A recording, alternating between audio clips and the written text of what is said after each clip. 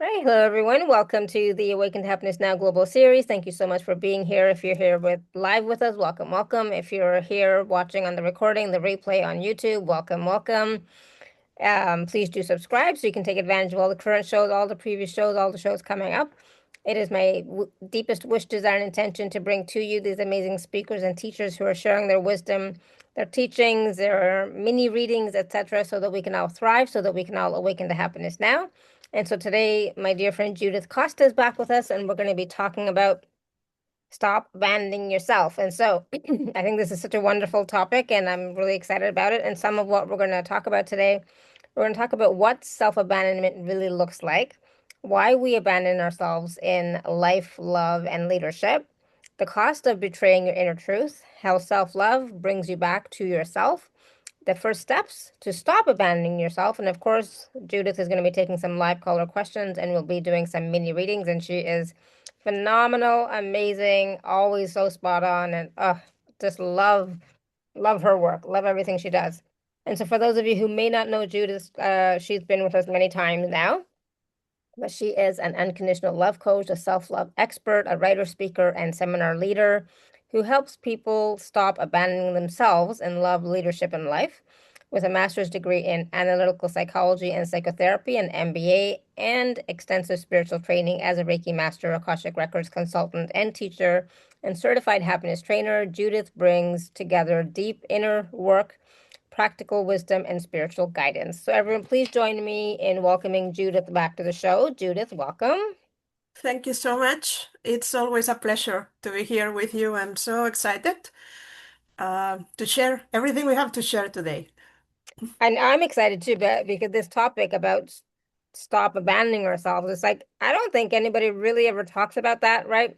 How, I mean, we talk about, yes, maybe we do abandon ourselves, but do we really talk about it in detail and in depth? And so this is something that I think we, as women especially, um, and as mothers especially, I'm going to say, we Yeah, tend to do quite, I hate to say easily, but yeah, we tend to do quite easily, right? We abandon ourselves so very much. And I think when we start to get a little bit older, like myself, I started, I think, in my early 40s. I said, that's enough. I'm coming back to myself. I'm gonna do what's right for me and etc. Right? So in my early 40s, probably my 40th birthday, I made that decision to stop abandoning myself and to choosing me and choosing what's right for me, what feels right for me in the moment. In the moment, it doesn't mean that I'm not gonna make mistakes, and I don't really consider anything a mistake, but people will. But I'm still gonna make mistakes. But I'm gonna learn from my experiences, right? And so abandoning ourselves is about, for me, I think, is when we stop abandoning, it's about choosing us, choosing yeah, yourself, valuing you, right? Making yourself a priority. And again, I always say, not at the expense of others, and especially not if you're going through, like my husband was going through a really horrible time. And so in that time, I was totally 100% focused on him. So yes, of course I was abandoning myself, but it was important. He was the priority. But then once I stopped making him a priority, I came back to myself. And that's a whole other story, right? So what does abandoning yourself look like, right? What does self-abandonment really look like? So if you can share with us too, your experience, your understanding about what that is, that would be great for everyone. yeah, I'm totally with you, Shefali. And when people hear this sentence, sometimes people think about something dramatic, like you being in a relationship where you don't belong, or there is violence but you stay, or you have a job that is very demanding and then or you have problems of health and you abandon yourself and you get burned out or something happened very serious. But the problem is that we abandon ourselves every day. Mm, And there is a moment where, as you say, it feels so normal that we don't even pay attention. mm, And then your life get transformed because you stop putting yourself first. You start putting other things first. And it depends, not everybody abandon themselves in the same area of life. For me, for example, the problem was in relationships. I I believe in love, but I thought the love meant self-sacrifice. Like I have to do something to make the relationship work, and I stayed, and I tried from above, from the right, from the left, and I continued trying until there was a moment where I needed to shrink myself. I needed to not be myself to be in the relationship, but it has a cost. Then sometimes we have the ability to recognize that because we read a book or we are in conversations like this or we listen a podcast and yeah, there is a like a an aha moment, no? Oh, I'm doing that. Sometimes you recognize it because there is a crisis in your life. Because stop abandoning yourself has a cost. If you do Mhm. it constantly and you don't see what you are doing, there is a moment that you will pay the toll, let's say. And people think that it's only about health problems, like, yeah, you are overgiving and overextending and overwhelmed and not resting enough. And yeah, that's very typical. But that's not the only thing that happens. I mean, you are not only a body, you have a heart, you have a soul.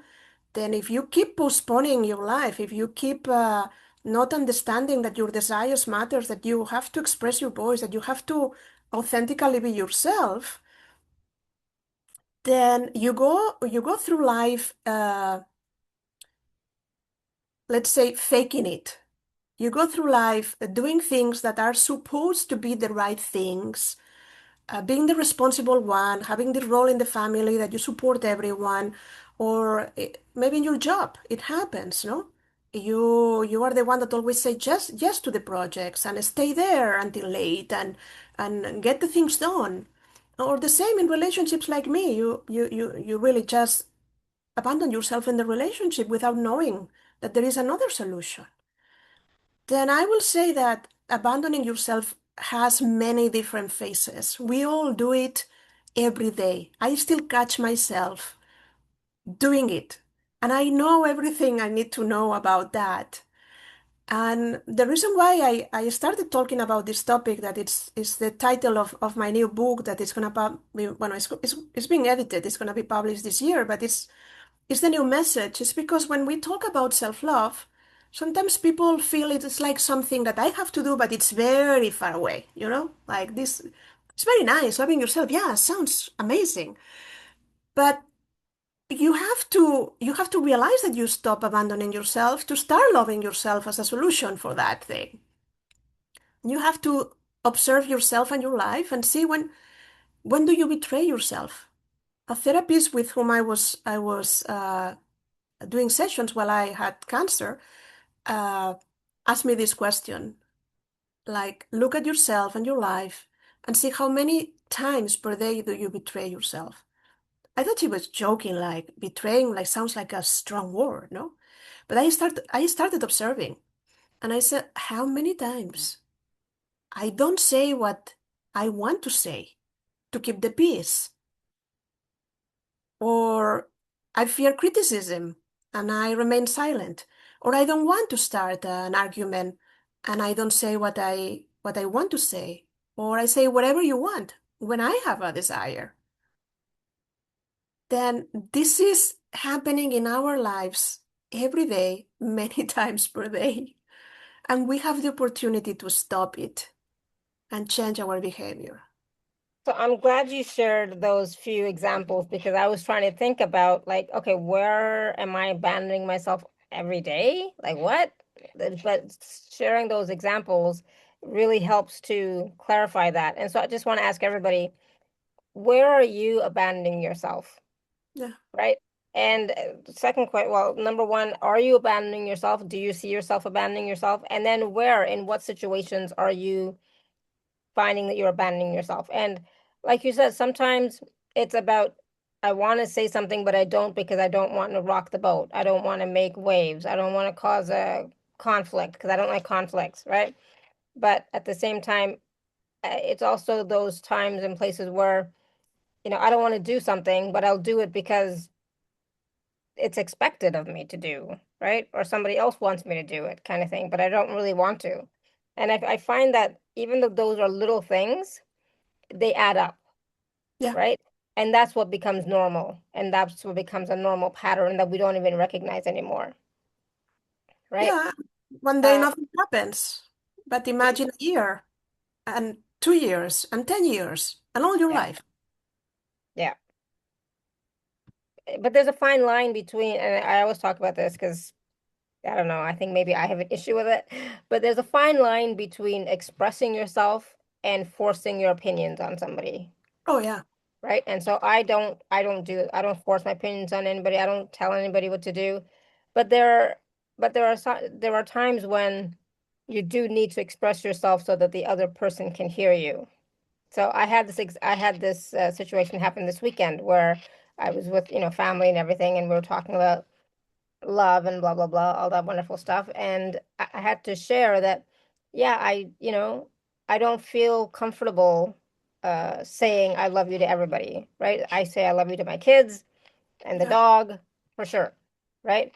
I love my parents, but beyond that, I can't really say I don't feel it. And part of that is because, my heart's been broken, like beyond, not I'm not gonna say beyond repair because I think it's repairing now, but it was Yeah. so badly broken and hurt that I was afraid to love, right? Even siblings, it's like I can't say I love you. I care about you. I wouldn't want anything bad to happen to you, but I don't know about love, right? Yeah. So it's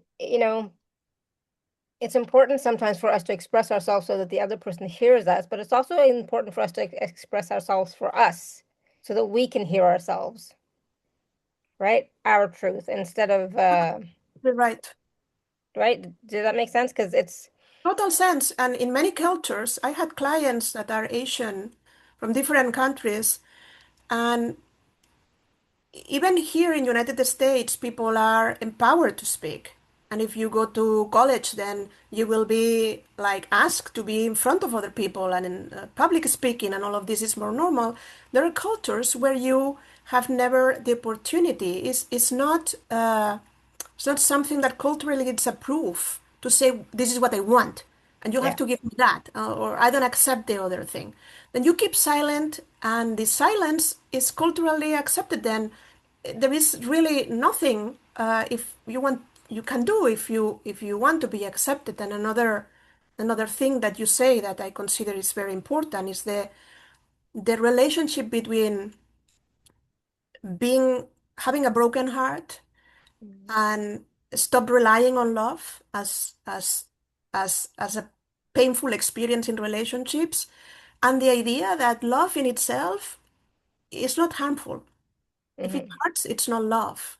But we tend to equal love with self-sacrifice. We have learned through the years, through cultural ideas, your upbringing, authority figures, religious beliefs, that others go first. And if you're a yeah, mother, if you're a woman, even more.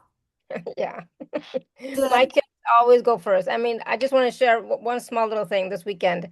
I have a purse, right? And my daughter says, "Oh, mom, I would love to have that." I said, okay. And he goes, "Mom, you can't just say yes to every little thing." I yeah, said, "Well," I was like, "Well, you know what? You're not a mom because I would give you, you know, the shirt off my back. I would give you my food. I would give you everything. I have no boundaries, right? When it comes to my kids, I don't have any boundaries. I would give everything."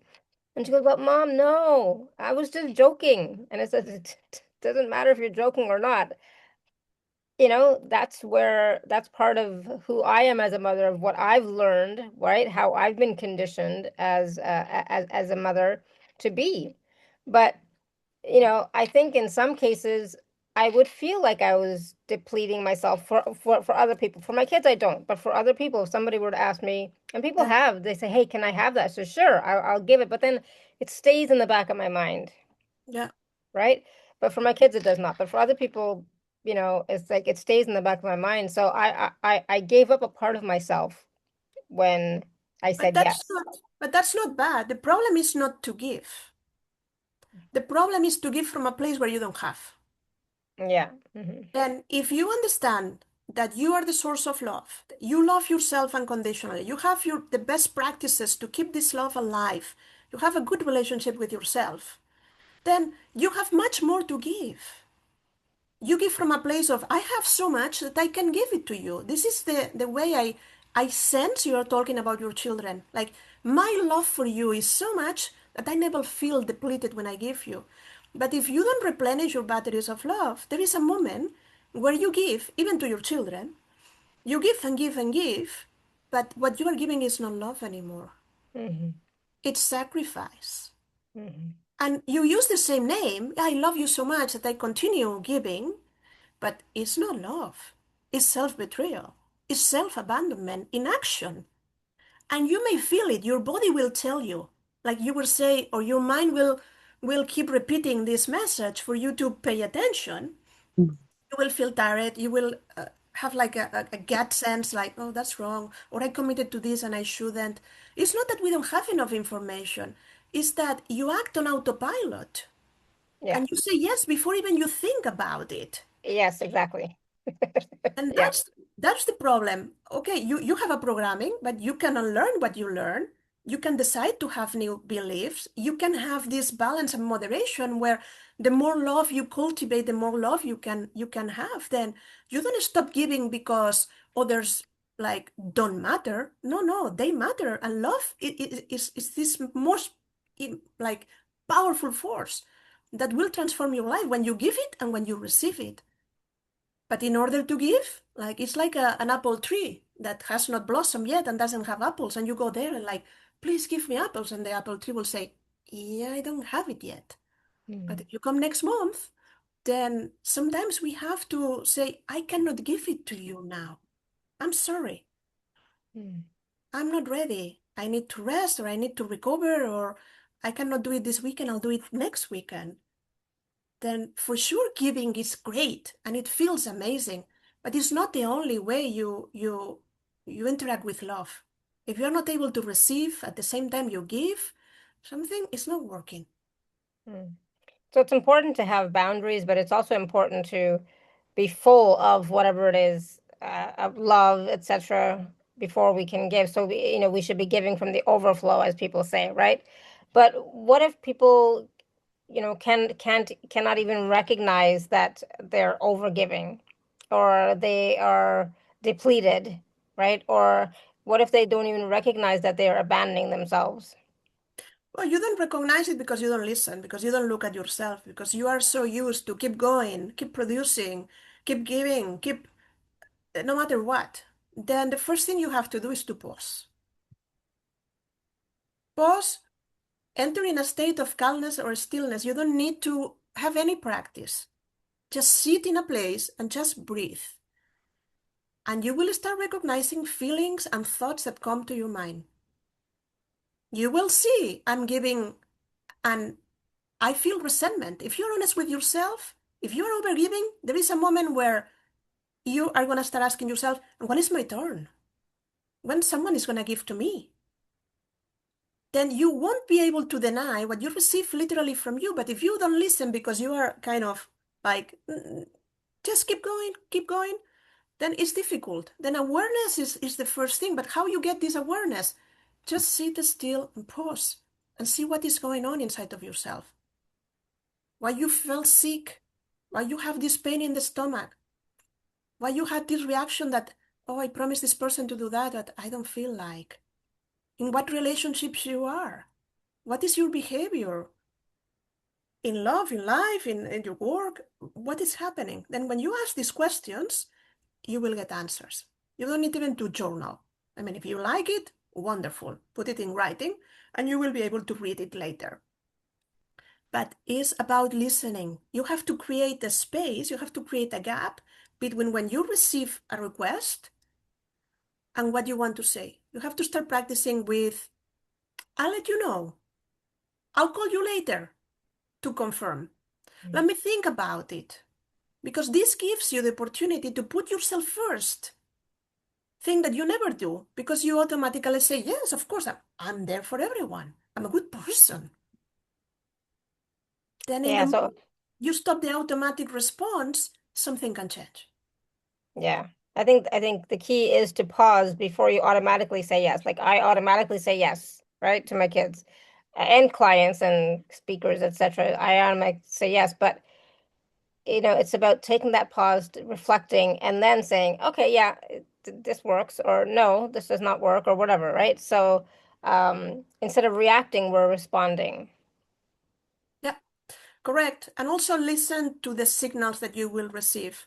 It may be confusing at the beginning because you are not used to listen to anything. Then you will listen to this inner voice that will criticize you or will create guilt if you say no. But you have to practice and learn how to say no. No is a complete sentence. It doesn't require tons of explanations. No, I'm sorry, I cannot do it because you know what is happening, that I went to help Maria last weekend and then now I need to rest because my leg is not well. No, you don't need all of this. You just need to be convinced that you are following what is important for you and that you are there as much for yourself than you are for others. Not more nor less. Mm. Equally will be enough. Mm. And I think the in our society especially, we cannot say no without an explanation. It's like we have to always have an explanation, right? So, but it's important to there's a difference between having an explanation, like do you need to justify yourself for yourself, Yeah. or right, or do you need to justify yourself to the other person as to why you're saying no? Yeah, that's very true. And people talk about boundaries and nobody really know exactly how to use them. Because sometimes we have gone so far away from ourselves that in order to return to ourselves, we start like setting limits that separate us from others. That's not exactly what a boundary is. A boundary is having the clarity of how you want a relationship to work. And a boundary can be like, if I tell you I don't want to do this, or I don't want to eat this, or this is not good for me, you're not gonna be insisting 10 times. But let's do it, but why you don't eat that and try it and I just don't want. And it's a no. Then boundaries is explaining people how you want to be treated. In some relationships, this is totally unnecessary. In other relationships, you have to explain because people come from different places and people don't read your mind. Mhm. We are mistaken. We think people understand ourselves, but they don't. They Yeah. come from their own reality. Then the important here is not about, oh, I'm going to say no to everything right now. But if you are exhausted, I had a client the other day. She looked exhausted. She confessed she's exhausted. She cannot even do her work. She's not enjoying life. You start to feel unfulfilled, unhappy, numb. You cannot do anything. And you, on top of that, you still want to give because there is a sense of guilt. A lot of people confess that when I say no, I feel guilty. Why? Because of the programming that we were talking about. Because you have established relationships where, in order for you to be the one that gives, there has to be someone that takes. And for the taker, that feels amazing. I found the perfect one. I love to take and you love to give. What an amazing relationship. And then when you want to change the rules of the game, that person may not be happy because you are changing the rules of the relationship in a way that is not convenient for the other person. And this all may happen at an unconscious level, not spoken. But this person may start seeing you like, oh, but you used to do that for me, or why you are not there for me anymore. And that's what creates the guilt. Then the only reason for you to be sure that you are in the right path is to know that you are making these changes with love for yourself, that you are coming back home, you are coming back to you, not to bother the other person, not to say suddenly no to everything because it's a new thing. Oh, I'm going to say no. Oh, I'm going to stop abandoning myself. No, this is not a like something that is some fashion. This is something to live by.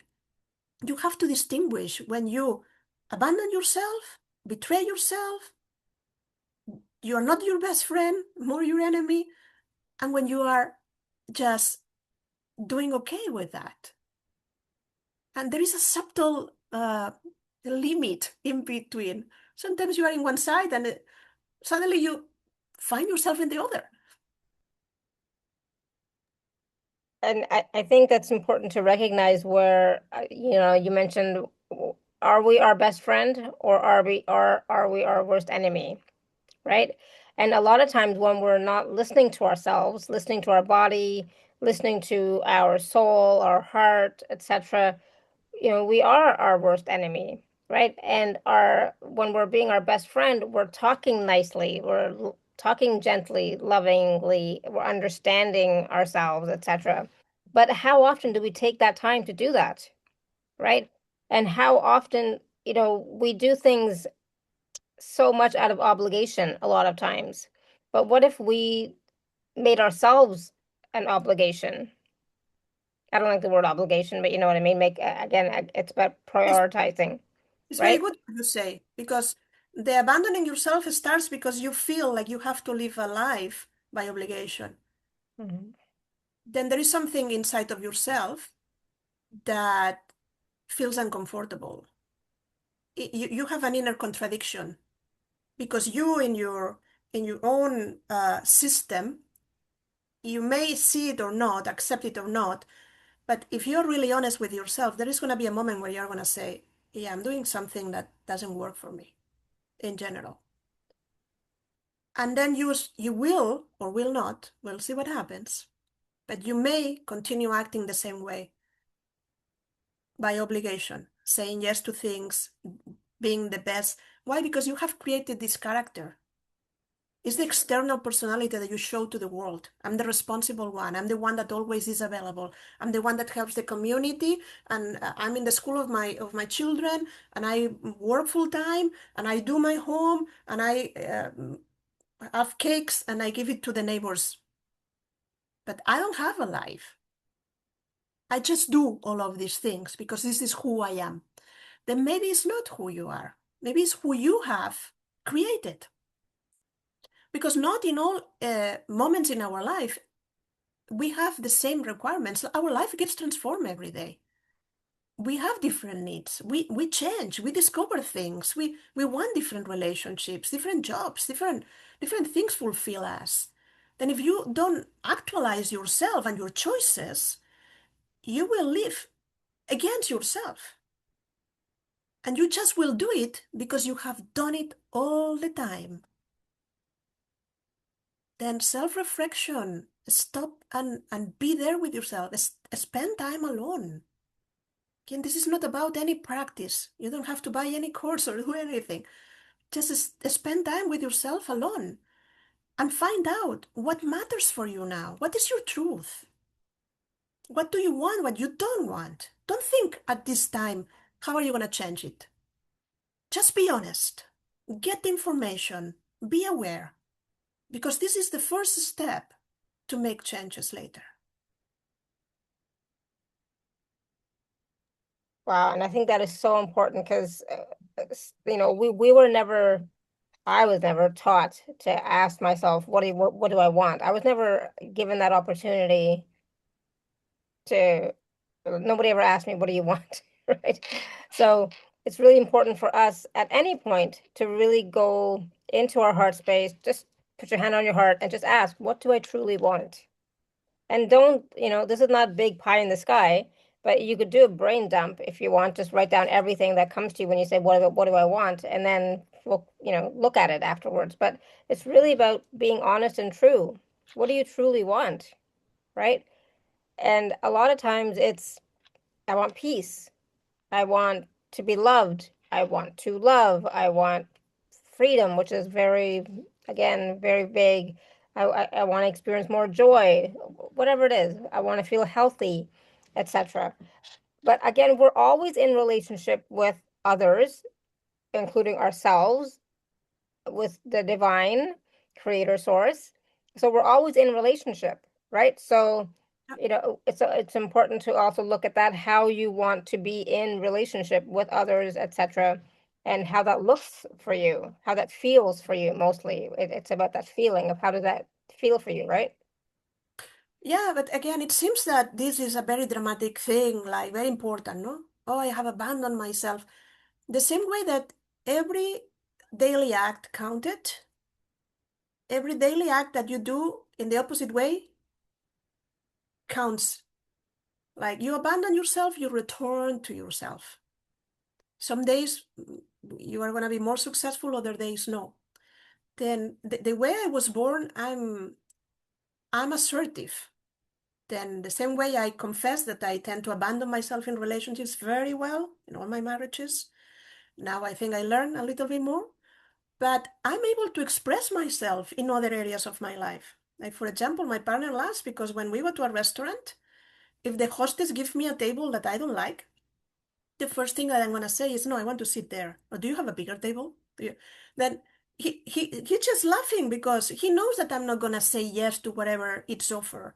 But for many people, just to say that I don't like this table, it's a lot of effort because we have assumed that whatever is given, we have to say yes and be grateful for it. No, I mean, she's giving me this table, but she doesn't care to give me the other one because this is half empty. Then why I'm going to have an uncomfortable experience when I just can express myself and say, I would love to sit next to my partner. Give us a bigger table when we can be together. And she said, oh, of course, no problem. Then sometimes we abandon ourselves by not asking what we want. You said it. Nobody gave you the room and the mic to say, oh, this is what I want. Let me. Then what did you do? You stop thinking that you have the right. You never like consider that. I mean, giving, of course, but receiving. Then a lot of people have a bigger channel to give, but a very small to receive. And this creates a lot of problems in life. Because if you cannot receive love, you cannot receive joy, you cannot receive abundance, you cannot receive gifts, you cannot receive many other things. Then again, there has to be a flow, like giving and receiving, giving and receiving. But if you don't know what you want, how are you going to receive? You might receive things that you don't matter, that you don't care about. And again, others don't have the responsibility to know you until the point to know exactly what are your most deepest desires in your soul. You have that responsibility. You are the one that has to find out. And how you do it? By spending time with yourself and thinking, reflecting, not analyzing, but giving yourself the opportunity. If there is a kid that when was little, start reaching out for the hand of someone that can help and cry and cry and cry, but nobody was there, this crying baby, when it's an adult, is still having the same attitude. I have to do the things on my own because nobody's going to come to help me. I have to be self whatever, Yeah. self leader, self So, self-reliance. sufficient, self reliance, Hmm. because nobody came at that time. Nobody's going to come now. Then it's all on me. Then that closes the door to receive because I don't need others. It's not, I'm okay. How many of you can relate to what Judith is saying right now? Let us know in the chat. Right? I definitely can. Right? I definitely can. And it's important to I'm a giver for sure. I'll give. Somebody asks, I will give. A receiver, not so much. I'm not a great receiver, right? Um, so, and yes, I also feel the same. It's like, oh, I can do it myself. You know, I don't need anybody. I can do it myself. I can do it better myself than if I ask somebody else to do it. So I'll just do it myself, right? Yeah, So, we drive the opportunity that others have to give ourselves. We don't understand that if it's only half of the flow, mhm. the others don't have the opportunity to support ourselves the same way we support them. And I just wanted to add, I think you mentioned this, but this is so important. Oh, it was in my like, yeah, no, nobody can read your mind. Nobody can tell, like, nobody knows what you want, right? Except, I'll be honest, before my husband had a stroke, he was always knew exactly what I wanted before I even said it. He was very, very, very, very good at doing and giving me exactly what I needed before I even said it. Because often I would say, "Oh my God, I was just thinking that," but I hadn't actually said it, right? It's like kind of thing. So he was very, very good at that. Kristen And some says, people are very attuned to us. yeah. They will know, but other people know. For example, Yeah. if you costume your boss that every time there is a deadline, you are the one that is going to stay in the office until 2 a.m., no matter what, then your boss will take it for granted because this is what you have demonstrated. Mm-hmm. Then maybe when you said yes the first time, it was okay, even the second time. But now you have a child that is sick and you cannot stay. It's a lot more complicated for you and you are suffering because you have this personal thing, but you don't say anything. Then we tend to blame mothers because of the sacrifices we have to do, but this is not fair. Unless you say, no, I cannot do that, this is the priority in my life right now, other people won't know. And Mm-hmm. again, you establish systems, establish things the way they have always been, then people think that it's the normal. And it's not. Then when you make changes, it's not that you have to explain yourself, but you have to be clear with yourself. What is acceptable in this moment? When you ask yourself what is the best choice for me at the now. Because you may say last week, I may say, yes, I'm going to go for dinner and I can help you with this and I'm going to stay for this late meeting. But this week, I'm not feeling so well. Then the answer is no. Mm-hmm. I don't want to overextend myself and end up like feeling worse than I feel. Then remember that you cannot blame others because you always have the opportunity to say something unless you are in prison or some similar circumstances where you really there is not so much you can do, but still you have your inner freedom. As Viktor Frankl was saying, that was in a concentration camp, like they can take you everything but except your soul. Then you still have the ability to remain intact inside. But don't blame the circumstances, don't blame your responsibilities because there is always a choice. And remember that you can ask for help. There might be not help in your family, but there must be like a neighbor or a friend or someone. You can organize a system where, oh, you take care of my kids on Mondays and I have this day off, and I take your kids on Thursdays and you have this day off. Or something that may give you the ability and the opportunity that you don't have the money, okay, but you may find the peace just sitting and looking through the window, like cats do. Mm-hmm. Then there are many options, things that we can do, but we don't give permission to ourselves. That's the worst. Yeah, absolutely. So I think I think it's going to be important for us, like in this moment, even to give ourselves permission to be us, to choose what is right for us, right? Regardless of what anybody else thinks, unless, it's an emergency situation, but try and put yourself first, right? Start putting yourself first. And again, Right. do it because the more energy you have, the more loving energy you have, the more you can be there for others. Then another misunderstanding is that this is selfish. Mm-hmm. People will call it, but you're being selfish. Say, no, I'm being myself. Then true love will never ask you to sacrifice, to disappear, and to abandon yourself. If this is happening in a relationship, be sure that it's not the right relationship for you. No matter if it's friendship or it's a partnership or it's a colleague, then you have to also see that what kind of relationships you have established. But it's very important to know that you cannot blame the circumstances because if you change internally, if you make different choices, if you come from different priorities in your life, you are going to organize your life differently. When you really love yourself, it affects every area of your life. The kind of relationships you establish, the kind of organization that you have in your life, the kind of opportunities that you say yes to, the abundance that you allow in your life.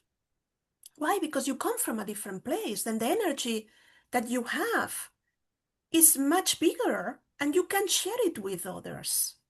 You have more to give, you have more space to hold. But if you are exhausted, depleted, irritated, uh, you feel like nothing matters because you cannot care less about anything anymore. How you are going to love others from this space?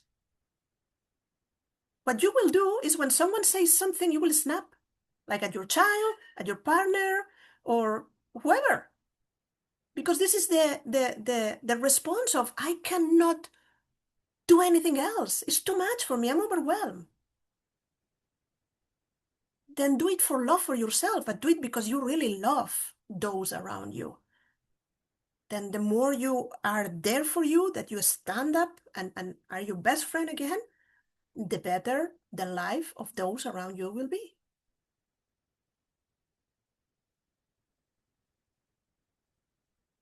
Yep, Makes I sense? I totally agree. I mean, I was going to train my kids, but I have taught my kids to, you do what works for you. That's it. You focus on you. You do what works for you. You do what makes you happy. You do what lights you up. You choose you. And I will be around, but you choose you. So don't do something because you have to. There's no, I mean, there was a kind of a little bit of an obligation this weekend, but it mostly still it's about your choice. It's always your choice. I will understand. I will support you 100%, whatever your choice is, right? And I think that's important to have people in your corner who Yeah. are going to be there to support you regardless, like no matter the choice, right?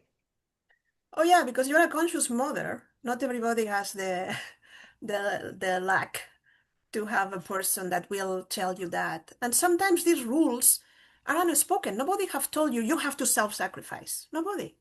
Yeah. It's just what we've seen. Yeah, but you when you're a kid, especially from 0 to 7, you tend to absorb all these rules are not set, but it's the way you see, okay, the better I behave, if I'm not myself, I'm who they want me to be, they love me more. They give me more gifts. They are there for me. Then what you decode is, okay, I have to be this way because this works.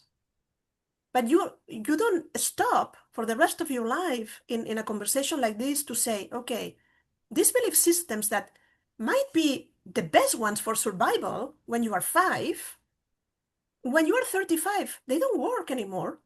Mhm. Because you start acting this way. And you know what happens?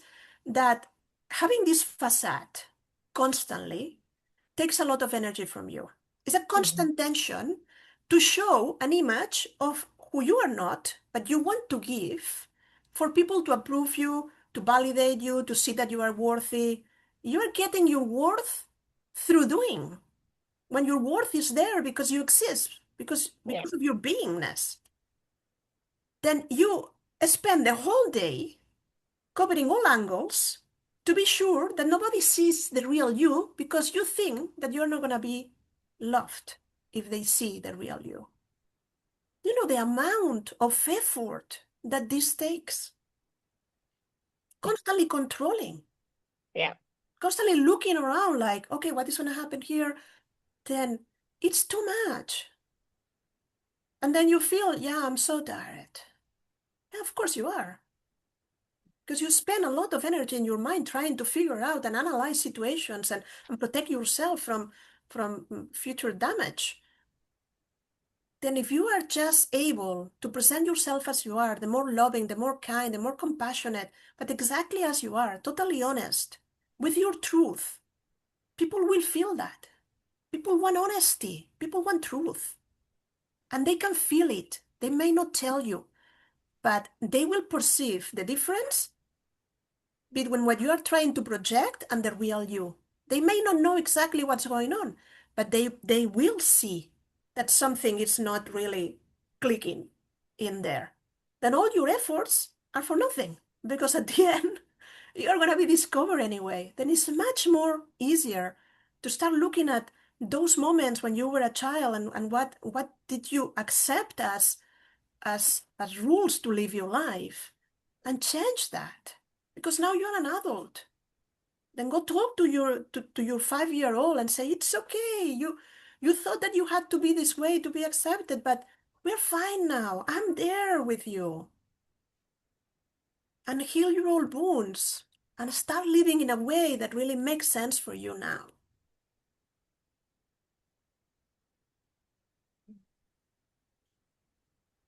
Yeah. And I think, it is something that we owe ourselves to Yeah. really start loving ourselves, living from that place of self-love. living from that place of choice. Freedom is truly what choice is, right? True freedom is choice, right? Yeah. Um, and if you can do that, more times in the day than less, then you're winning, right? But I know sometimes there are certain obligations, that we have to do, but even still, again, it's the 51-49 rule, right? If you're 51% more in self-love and choice and freedom than obligation, duty, and abandoning yourself, then you're doing great, right? Yeah, it's a reprogramming. And as any Yeah, reprogramming, and now we have science that back up this, your cells will learn. Then where you focus your energy is where it goes. yeah, Then absolutely. you just have to reprogram and reprogram. Sometimes it takes time. That's the reason why I say this is a choice by choice, a day by day activity. I still catch myself saying, "Oh, I did it again." And But that's okay. And even that awareness of, oh, I did it again, that's I great, forgive, right? yeah, I forgive myself and I move forward. Or maybe I say yes, but I'm gonna call and say, "No, I cannot do it. I'm sorry." And I still say, I have doubts. I will prefer not to go. And I still go because maybe this is very important for a person I love. Then, but I don't do it from a place of sacrifice. Because you know what happens when you accept something that you don't want to do and you go to a place, but you're still complaining? Oh, I shouldn't be here. Oh, this is terrible. Why I say no? Oh, then you ruin the experience. Then when you Hmm. say a yes, it's a 100% committed yes. And when you say a no, you don't think about it anymore. You know, what are they going to think? And what is going to happen? Are they going to make it without me? No. You say no and you forget it. And you move forward. Then you live in the present, and in the present is where you make your decisions. And if you said yes, like 2 months ago to a barbecue, and now the day that the barbecue is happening, you get up and you are under the weather, you say, yeah, but I said yes. And they have both the things. Yeah, but you are sick today. You were not sick when you said yes. Then I'm sure they are going to miss you and you're going to miss not to be there, but it's up to you to decide. Do I honor my body and the rest that I need? Or I'm going to take an Advil and go anyway, or 2 or 3 Advils during the day, Hmm. just because I have this commitment. And again, sometimes it's with health and it's the body, but other times it's emotionally. When we compromise our situation, where we feel like disrespected or unsafe or doing things that don't make sense for us anymore, and we are still there.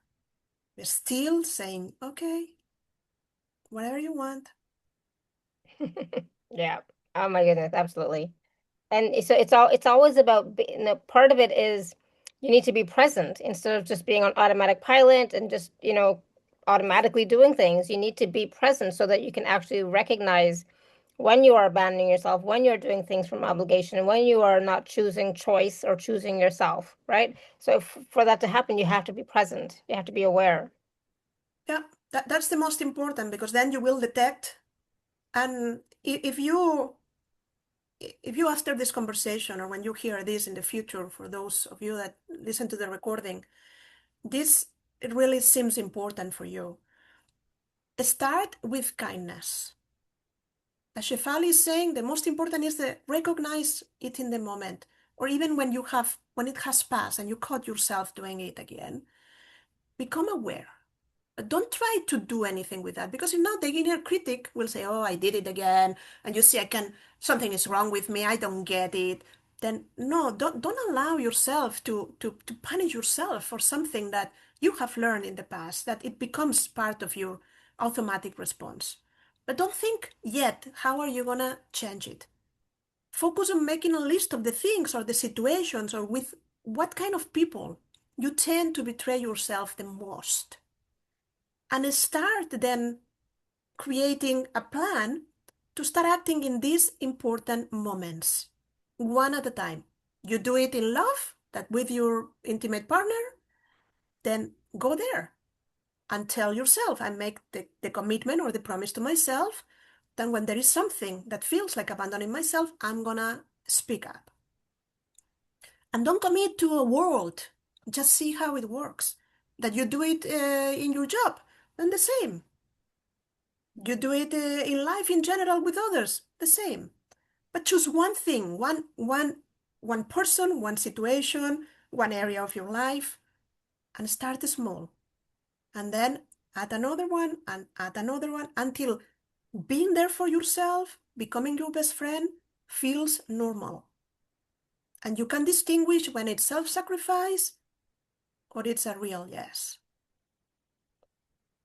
And this is not something that you do by telling people the whole world, this is what I'm doing now. I am going to choose me, blah, blah, blah. No, this is something you're doing for yourself. It has nothing to do with anybody else, right? No, It's about you choosing you, being honoring of yourself, loving yourself, nurturing yourself, whatever. It has like, so don't just suddenly like shout it from the rooftops because trust me, that's not going to work. So just, doesn't, no, it doesn't make sense to tell anyone unless you're working with a coach or in this kind of intimate uh, reunions. yeah. Why? Because you don't know how well it's gonna go. Then you don't want to fail and then fail in to yourself and fail to others because others will say, ah, yeah, you continue doing the same.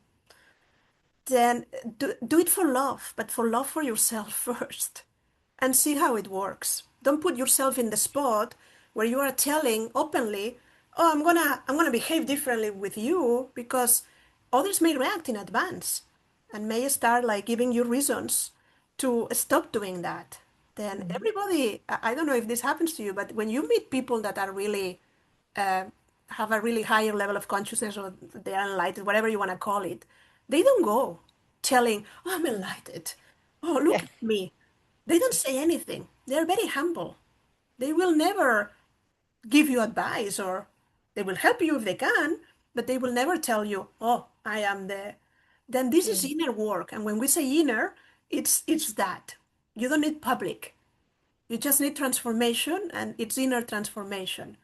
And when again, you are in trouble in relationships because you are shifting, understand that this may be part of the process because you are changing things that have been set up in relationships for a long time and people may not understand why you are doing it. But it's okay, you still have the right. Then it's in those occasions where you may need to explain, you know what, my life was not working and I was having emotional problems or physical problems or whatever thing, and I have decided to make changes in my life. And one of the changes that I have decided to do is that I'm not gonna act X way anymore. Like you can tell your children, yeah, I have done your laundry all the time, but you are 17 now and you can do it yourself. Then here is the soap and go ahead. Yeah, but mom, you did that. Yeah, but now you know what? This time I'm going for yoga. I'm sorry, Yeah. not available. Yeah. So Jana says, I have the opposite issue, not doing what I need to do on my daily earthly tasks. Yeah. You know, we all have that too from time to time, right? It's like, oh, I don't have time. I don't feel like it. It's like I'm not motivated, right? But, eventually they get done. But again, even from those things, it's an obligation, yes, but it's also part of the body living here, being here, and at this time, and what needs it needs, right? So those earthly tasks are tasks that the body needs to be for itself to function properly and be at ease or be at peace, right?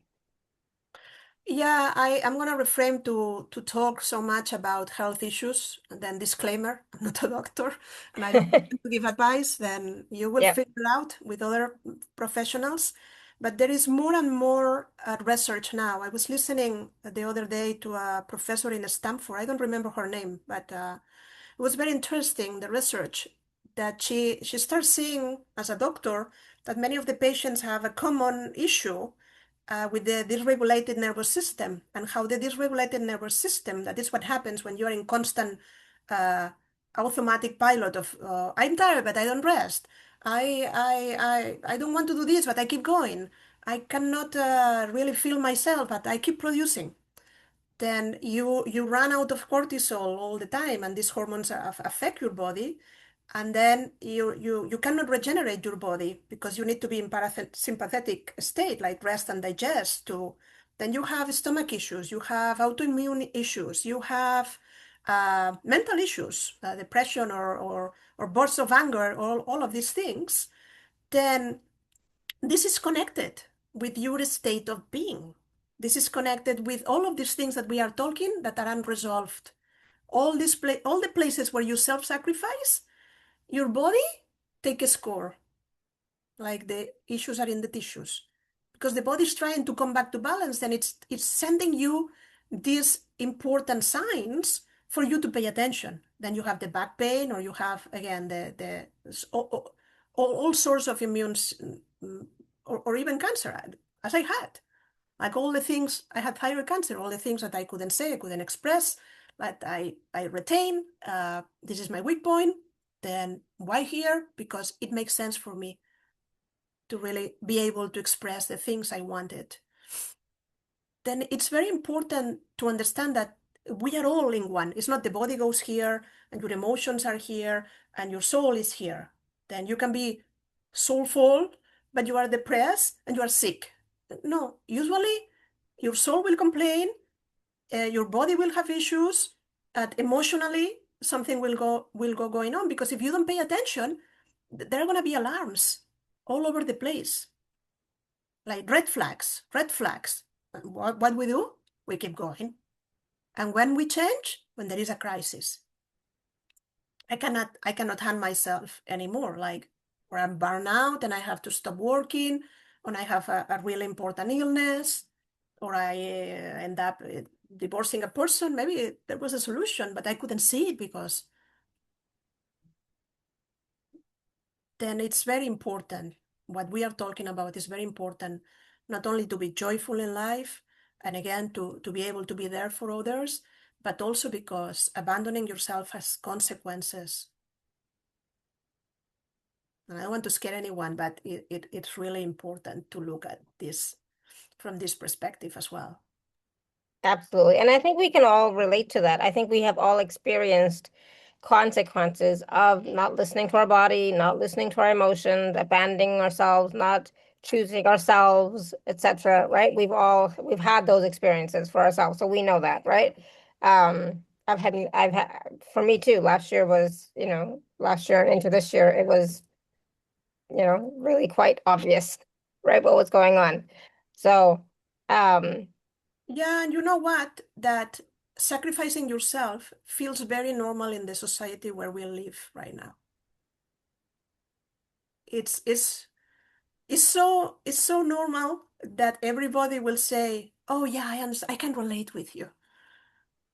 Everybody seems to be stressed, overwhelmed, yeah. overstimulated, and overworked. Then what happened with the old style of life and enjoying the little moments? Life is a collection of moments. Then it seems that what we are talking about is the normal. Yeah, it's You have become to normal. sleep. Oh, don't worry, because you have to arrive to everywhere. You have to be the number one. And you have to be there for your kids, and you have to be there for your friends, and you have to go out, and I don't know, you even go to a retreat, and sometimes we ever do things even for spiritual reasons. And we have a list of homework after the whole tasks that we have to do. Then caring for yourself cannot be homework, cannot be another task that you have to do on top of everything that you already have to do. This choice has to come from a place that you love yourself so much that you cannot stop from loving yourself and being there for yourself. Not from a list of practices that, oh, now I have to meditate. Yeah, 1 hour of this, 1 hour of that, and Tuesdays I go. Then don't act from obligation. Act from love, love for yourself. absolutely. Yeah, it's so, so, so true. I just want to share what Sarah said in the chat. She said, I had a complicated issue on Sunday when my partner did not show up for an excursion that we talked about. I spent all of Mother's Day alone, giving myself a good day. complicated feeling to put aside so I could experience a nice day. Yeah, absolutely. Right. But I'm glad that you were able to, have a good day regardless. Yeah, uh, I'm glad that you give yourself a good day. And I'm sure it was complicated, but this is another thing that we have misunderstood. That is, when things don't go well outside, then I have the right to be not well inside. And that's not true, because the inner peace depends on you. You're not a rock, and of course you will be affected for external circumstances. I mean, you have a party outside and it's raining, or your partner doesn't show up, or all things. But if you don't want to give the inner peace that you have to the person or to the situation, and sometimes it's life. We cannot control life. This is a choice that you have to make. But we are so used to blame others. Like, why you are angry? Oh, because I have an argument. Like, an argument with who? Ah, with my partner. When? 5 weeks ago. And we keep talking and talking and talking about what this person did or didn't do, and bringing the energy again and again. Then there is an energy that is called forgiveness that works for you and for others. And it's the ability to let go of things, not because they didn't hurt, or because they didn't happen. You're not condoning the acts. It's an act of self-love. To let go, to forgive, is like Sarah was saying, I choose to have a good day, no matter what the other person says or does, because it's my day. And every minute that you decide, sorry, every minute that you decide to invest in sadness, in complaining, in being angry, is a minute less that you have in your life of being joyful and at peace and calm. Mm. Then this is your life. You choose. But we are so used to say, oh, I get to this anger and I'm not gonna let it go because this is so big. How this person was able to do this to me? And we blame and we blame and we blame. Is this gonna resolve anything? No, not really. Who suffers? You. Hmm. And I like what you said, Judith, about, we get to choose how we experience every moment of every day. So every moment we can experience joy. Every moment we can experience peace. Every moment we get to choose one one emotion over another, right? So again, that's part of the loving ourselves and honoring ourselves and etc. by choosing to be in that state of joy, peace, bliss, regardless of what's happening outside, regardless of the external events, right? And I think Yeah. that's something we have to remember. Like we can choose that state. We're responsible for that. Like, I don't like the word responsible, but it's within our control to choose Yeah, happiness, joy, peace. but we are told that we are not. Yes, yeah. And again, it's the automatic response, but I train myself. I go through a walk and I keep repeating during the whole day. Like, I walk in the morning, but after the walk, I started, and then after, I am creating this moment. I am creating this moment. And if I am the creator, I want to choose how to design it. Then again, I'm not saying that you don't have emotions. No, but emotions are energy in motion. They are designed to come, give you a message, and leave. And leave. Yeah, You cling absolutely. to them, you become identified with emotion. That's not what is the purpose of an emotion. If you allow the emotion to live, it will. But what we usually do is the opposite. We stay with it and we go like a little bit more and a little bit more. And how is possible that that to me? Oh my God. And he did it also in 1999, also in 2010. And here we are again. And I'm tired of this. And this is terrible. And my life is terrible. And you see? And what we make from something like this, Yeah. it's bigger and bigger and bigger and bigger and bigger. And the emotion remains and remains and remains. And who is creating that? You, through your thoughts and through your emotions, because you are identifying with yourself with it, and you are not your thoughts, neither your emotions. You are the observer of them. Mhm. Yeah, It's up to you to judge absolutely. from the moment. We are not going to say, I mean, you need a pity party for 30 minutes, 1 hour, 3 hours, whatever you need. Take it and then decide to let it go, depending on how big it is.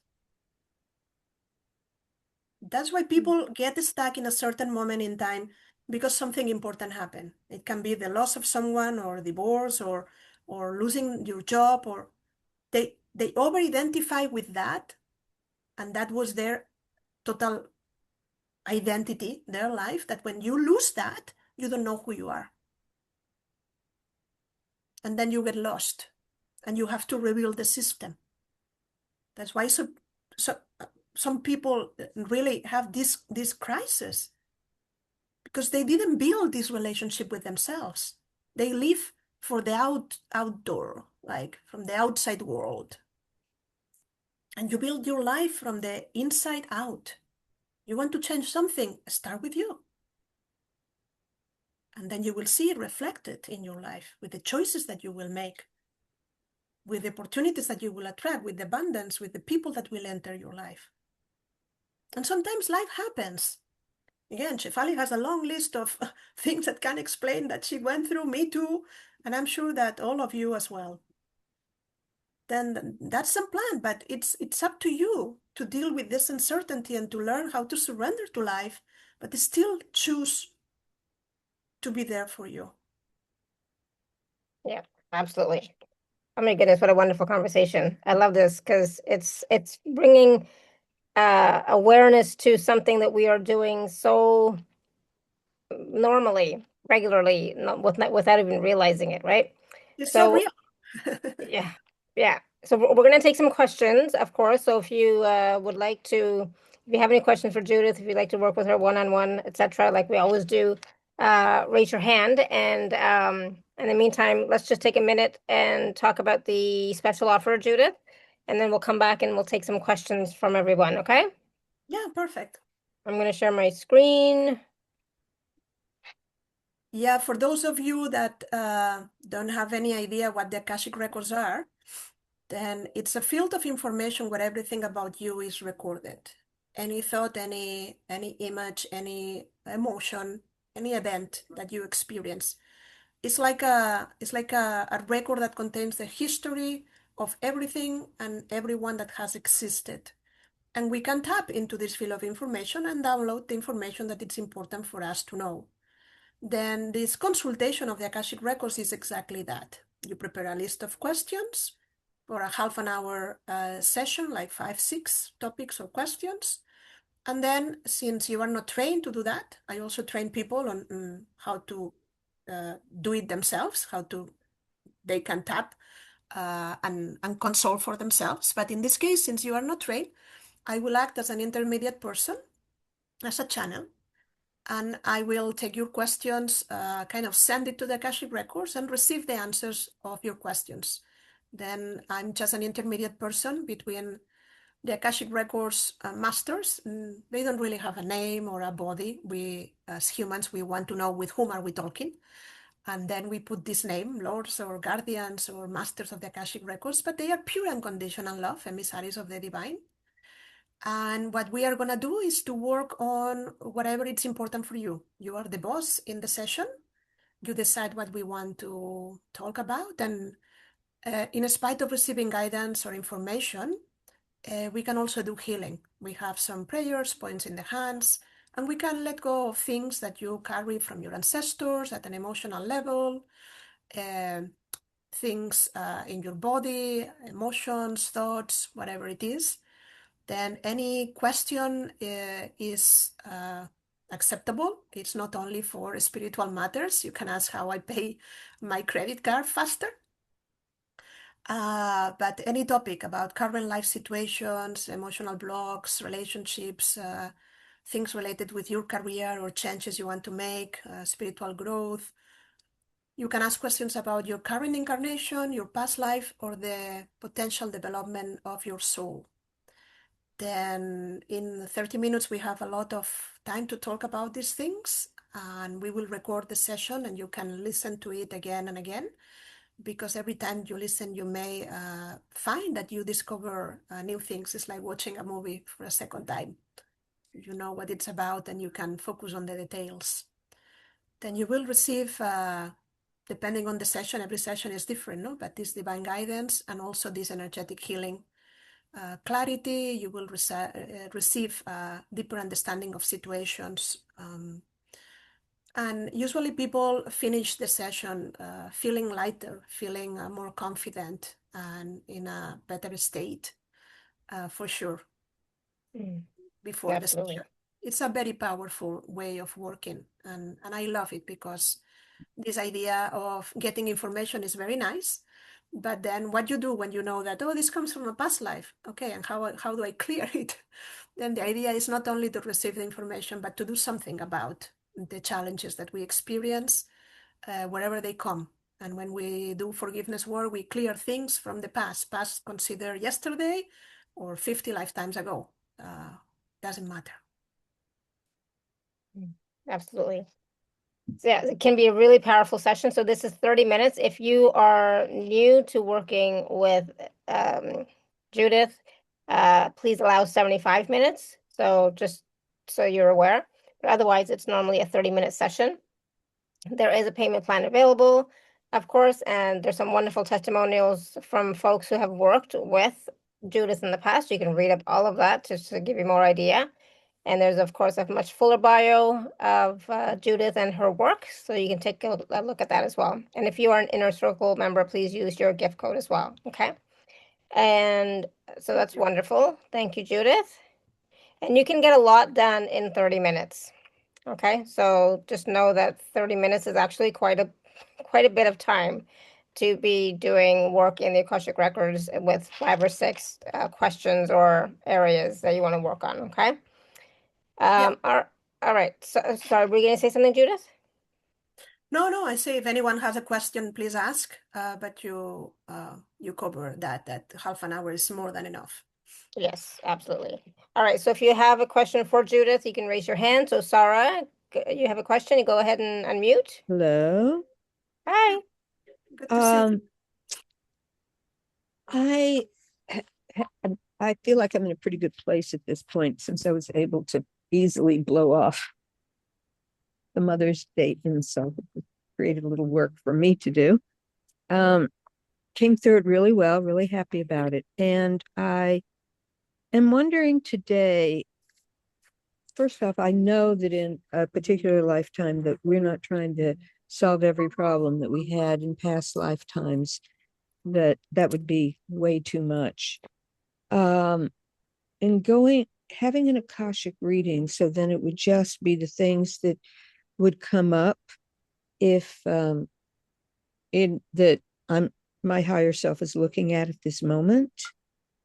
It's up to you because when you ask questions, there are people that ask questions directly about relationships. If they have a past life together, me and this person, or I have problems with my mother, are we related from past lives? There are people that want past life information. You may not want that and you don't ask, and it's okay. But there are issues that are still affecting our lives now that are connected to other issues that we had in previous lifetimes. And I cannot tell you in advance what is going to happen in the Akashic Records because we will work with your questions. Right. But again, this is not therapy. They don't go to dig in the past unless there is a real reason for you to understand something, to heal something in the present.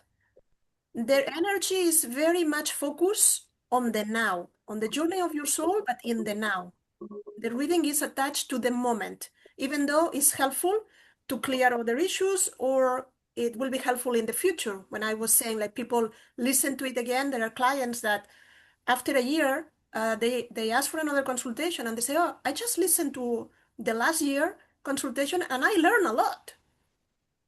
Then it's the same consultation, but they are not the same people. Then they listen between the words differently.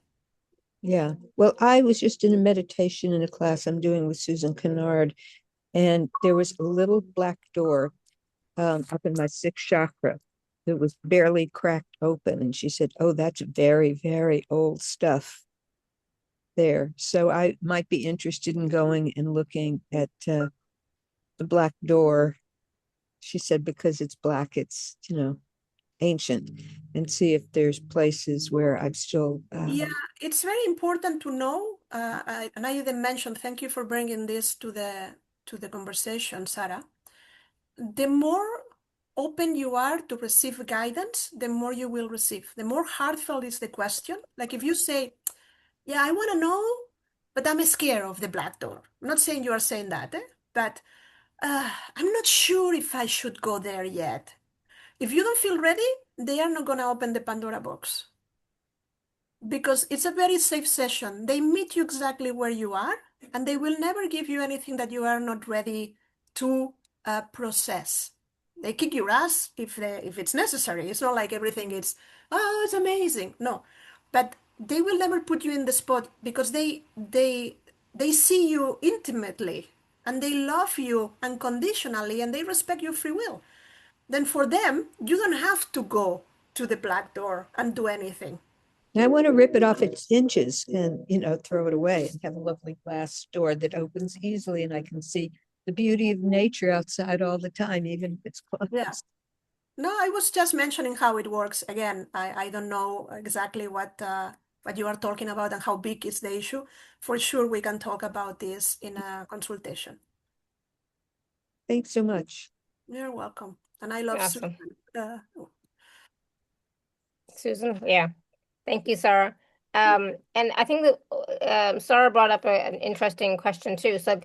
So should we have questions when we're going into a session, or can we go in cold and like just tell me whatever wants to come through? As I mentioned when you were sharing the screen, you should prepare the questions or topics. Why?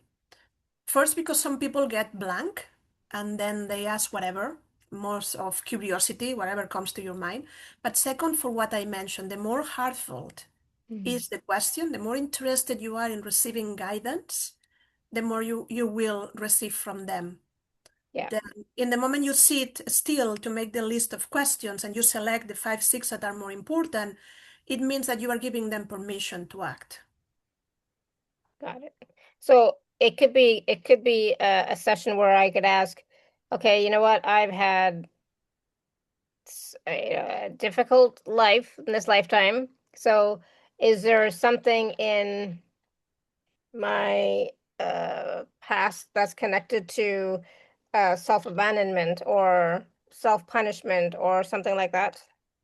Yeah, as you know, my specialty is self-love. Then I tend to attract, no, the universe send me people that have not seen my website at all, that maybe have not idea about that, and they are sent to me because I'm able to explain these things maybe better than other consultant because this is my topic. I have gone through it, I have learned, and I teach it.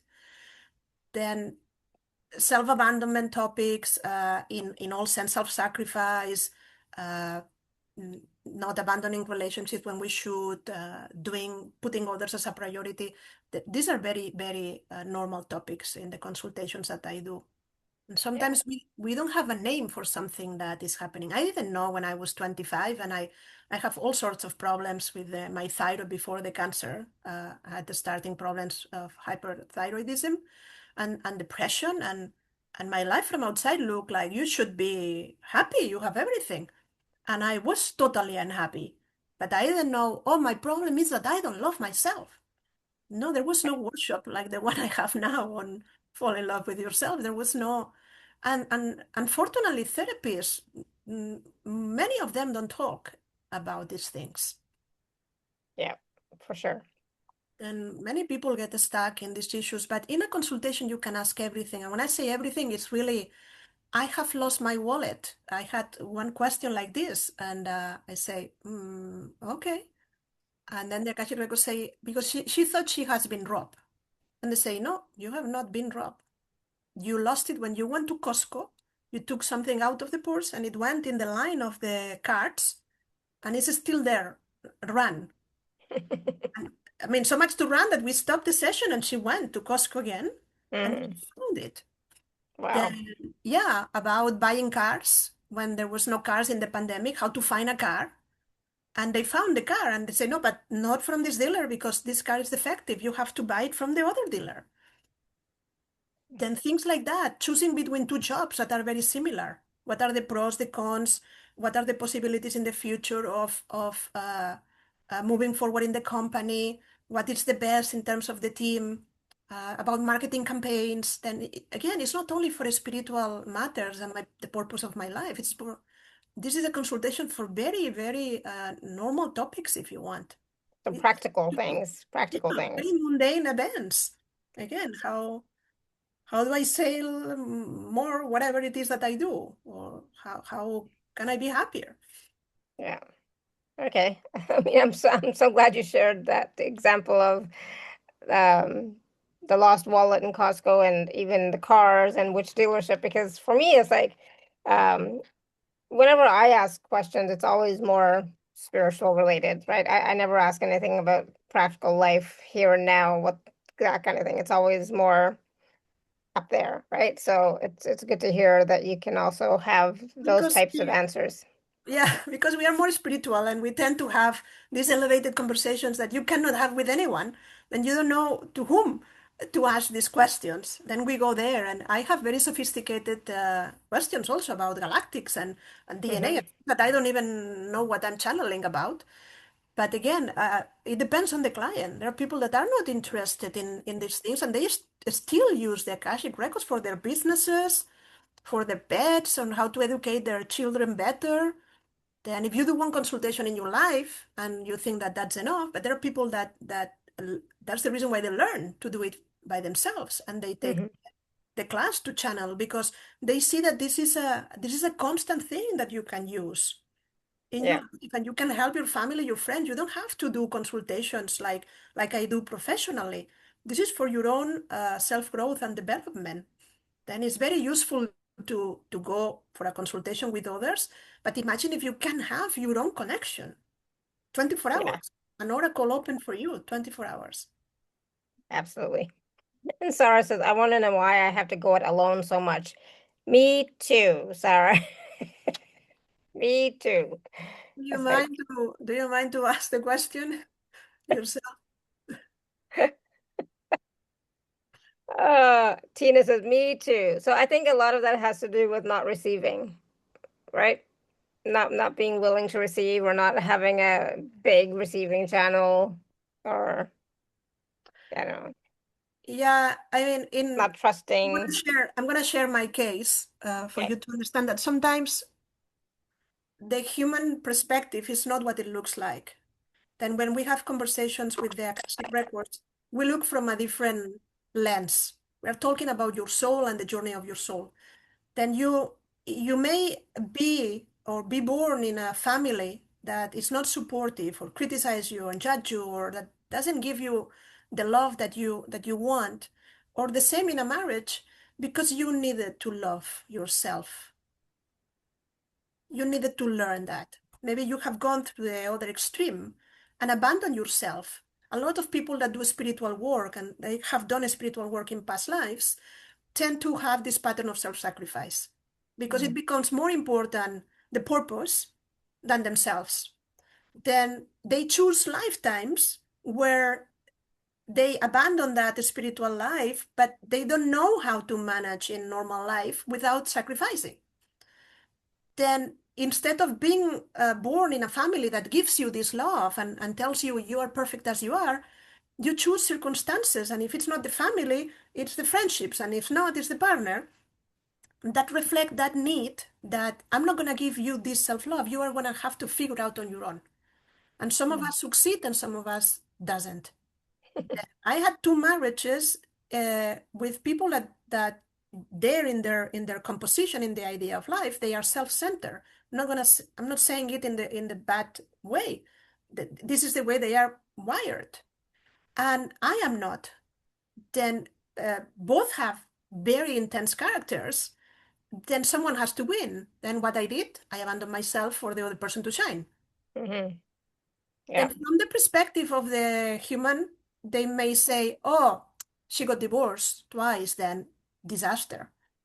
And from my perspective is this is exactly the kind of partnership I needed to really say, this is not acceptable. I'm going to start loving myself, but not blaming them. They were doing their job. But from a soul perspective, I chose them to show me that for them, it was easy for them. They didn't self-sacrifice. I did, but it was my choice. Yeah. Then it's like two different paths, no? The soul journey and the human story. Yeah, for sure. Yeah, interesting. Thank you. Randy, you want to unmute? You have a question, and then Asha has a question in the chat or a comment. Hi, Randy. Hi. Hello? Well, it's not a good mic. Yeah. No, it's cutting out like really bad. No, it's not working. We'll come back to you in a minute, Randy, okay? We'll come back. Yeah, we'll come back. Yeah, not working. Oh, that was painful. Okay, Asha, you want to unmute? If you don't mind, when you ask the question, it will be wonderful if you can connect the camera. And remember that we don't need the whole story. You can just shoot the question and see what the Akashic Records have to say, and then we can take it from there. Yeah, so Asha, can you unmute or no? Your video. And your mic, so we cannot hear you. Oh, I can't unmute just yet. Yeah, I think Enteleki was also first has the hand raised. Yeah, but he was having problems with his mic. So, Randy, how's your mic now?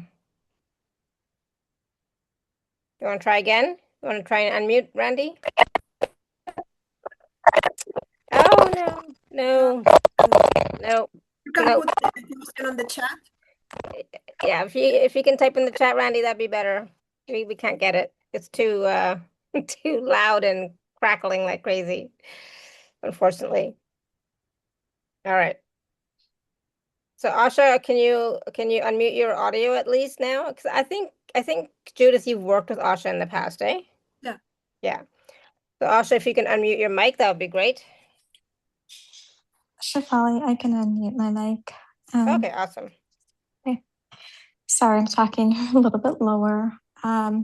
It's interesting that you mentioned a lost item because that's exactly what I've been talking to someone very close to me within the last hour. They went on a tour and lost something on the tour bus. And and then I was listening to you and you mentioned the wallet. So I'm just shocked that Getting that that came out. it was not lost. Someone take it. Someone took it. Yeah, it's not gonna return because someone took it after. Like it was lost for a period of time, and someone saw it and took it, and it's not gonna return it. It's not going to come back. Okay, makes sense. That's what I'm seeing. Like someone was interested in the article. I don't see what it is that you are talking about, but I see perfectly someone taking it and saying, "Oh, that's mine." Now. Oh wow. Okay, that's sort of not good, but does bring peace of mind because we're hopeful that we were going to find it. You can still go look and see, call the Yeah. bus line at whatever, but just Try no. that. Yeah, we not in the- reported it to the bus company and let them know exactly, when it happened, but It's not in the yeah. lost and found items department. No. No. Sorry. I know. Is there anything we can do? And Judith? it's not someone from the company. It's someone that does service for them. Like someone was cleaning or someone was doing a repair, someone that had access to that. Then they are gonna tell you that they don't know anything, and it's true. They don't know anything because it was not one of the employees. Like Like It was probably another guest from the bus that took it. yeah, it may be too. It was someone that Yeah. has access and like it. Oh, wow. That is, Okay. it's not in the hands of the company to resolve it. Okay. And there's nothing that we can do to bring back the item. No, what you can do is to learn to let it go and to understand that the value will continue existing in your heart. But unfortunately, it's more about assuming the loss, Okay. like not being sad, like okay, it's lost, it's lost. That is worse for you to still keep thinking like what is going to happen, what is going to happen. Gives you this false idea that oh, I still may recover it.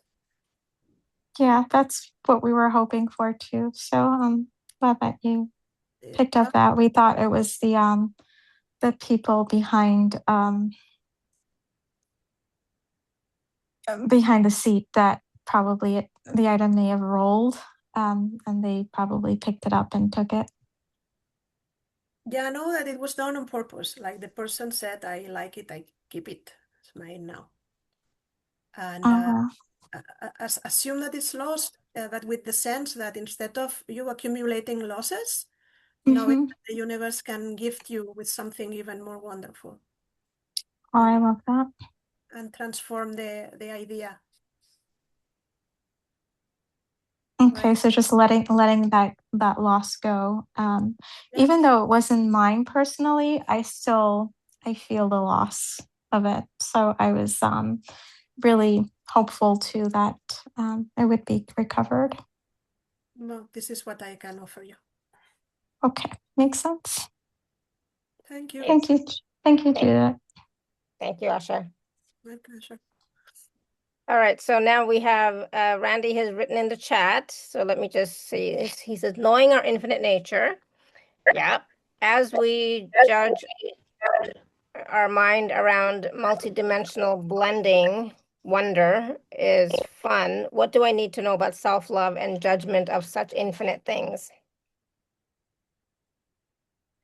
Well, I personally don't understand the question, but I'm going to translate can you, it into. okay, yeah, it's in the chat as well, if that helps. Yeah, I know. I prefer when you read it to me. Okay. Okay. Yeah, It's Randy, we better can't as hear a you. consultant to receive the questions than not to have to figure out the questions. Okay. And if you can mute yourself because there's a lot of noise. Yeah, Randy, it's too bad. It's too garbled, unfortunately. But it's okay. I read it out, so it's all good. What do you need to know in order to love yourself more now? Yeah, self-love and judgment. It's about self-love and judgment, I guess.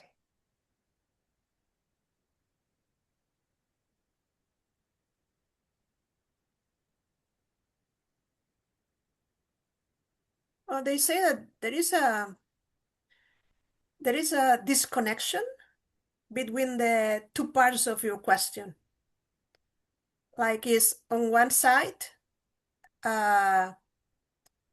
you believe that we are infinite, multidimensional beings, gods on ourselves, they say.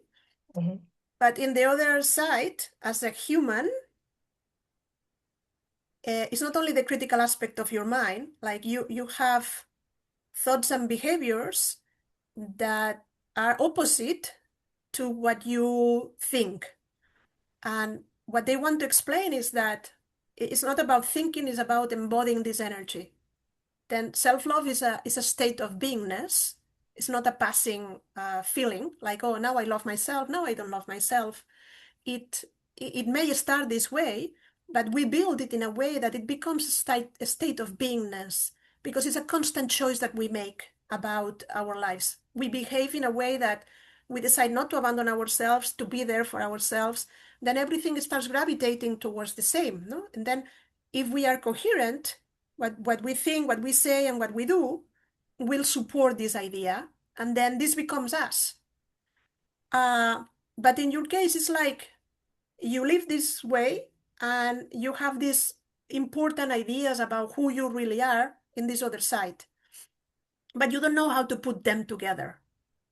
Does it make any sense? If you can say yes, no, or if this resonates, or you have any question, because then I will continue. I think it makes sense. And he said thank you in the chat. So I think that made sense.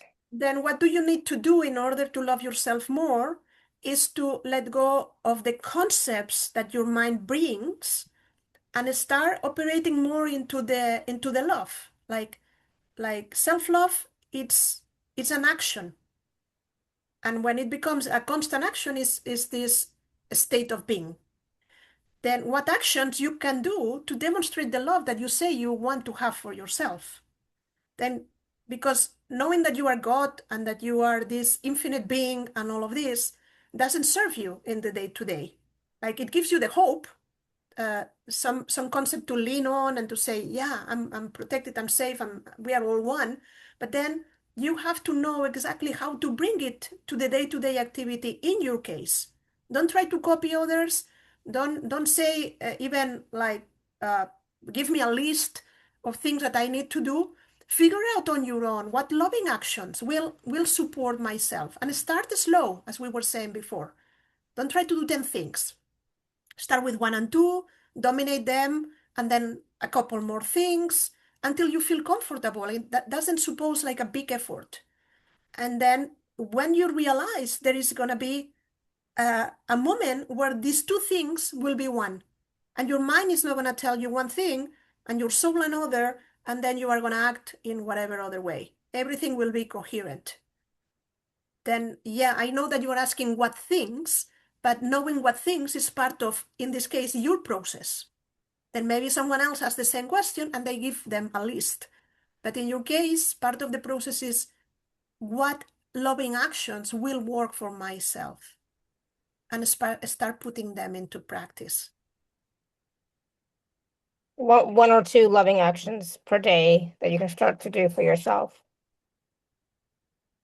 Does it make sense that you have to figure out? We are not trying to abandon yourself.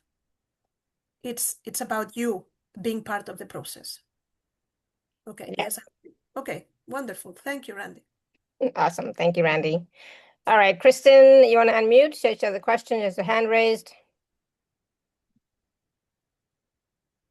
So she can do it. I may have to. Yep, there you go. Go ahead. Okay, I figured it out. Yeah. So this is a great topic because in December I kind of had an issue where I just had it with everybody, and I was like, I'm sick of just I put myself off to do for everybody else and without even thinking, and I haven't necessarily been so successful at embracing that, but just the thought. It's gotten better, and the interesting thing is like you talked about chronic illness and whatnot. My sore throat went away. Like once I finally was like, I'm done. I'm just done. My sore throat like relieved itself that I had had for months and months. So But what's the anyway, question, Kristen? Yeah, what's the question? it's been back since Christmas, but it's just slow going. We have all these challenges when we're trying to do better. Am I on the right track? Like I feel like I've also been struggling with like abundance blockages, but I feel like you kind of addressed that. If we're not into the self-love, we're going to have blockages elsewhere with abundance. So I guess I'm just trying to find out, am I on the right track? Where am I blocking myself from making forward progress? They say the first thing I heard is difficulties in receiving. And in your case, the difficulties in receiving is not only that pipe that is small, it's that you, along the way, when you were a kid, pick up the belief that I don't deserve it. And it's connected with your lineage,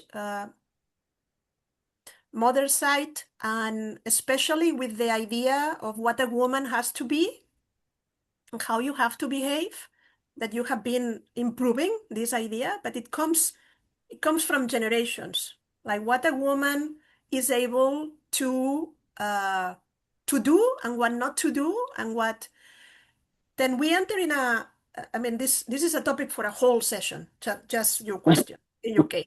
And I'm saying that because I'm going to summarize, and in summarizing, it may feel a little bit too much, but be with me, they say. Then we enter in the idea that in other times, women didn't have power and didn't have property. The property was in the hands of the men. If it was not a husband, it was a father. If not, it was a brother. Then the fact of receiving was something that they have to take care of you, but you don't have to earn, and you don't have to really do anything.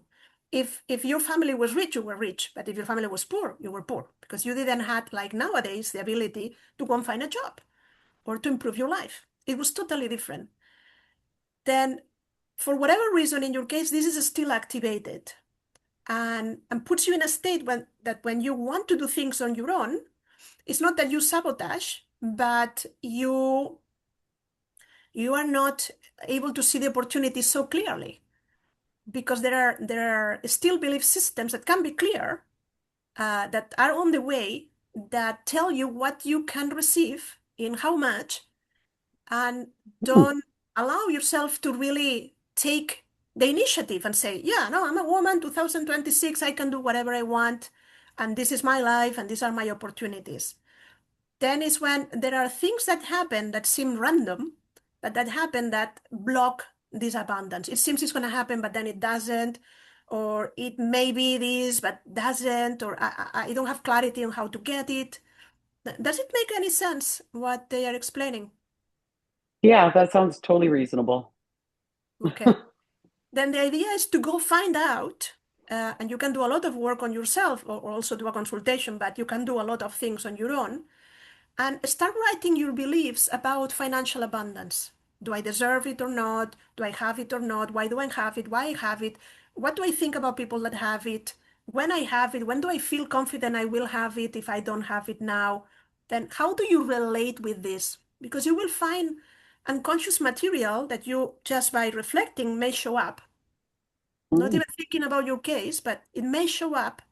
And when you have this information, we can work on it and transform these belief systems, because it's more than the pipe is small, and it's the pipe is small because I don't feel like I can get it, and this is like doing this energetically speaking. Then the universe cannot send you something that you are saying, yeah, but no thank you. Then you consciously want it, but you unconsciously stop it, and that's Interesting. make sense. Yeah. I'm gonna have to think on that, but yes. Thank you.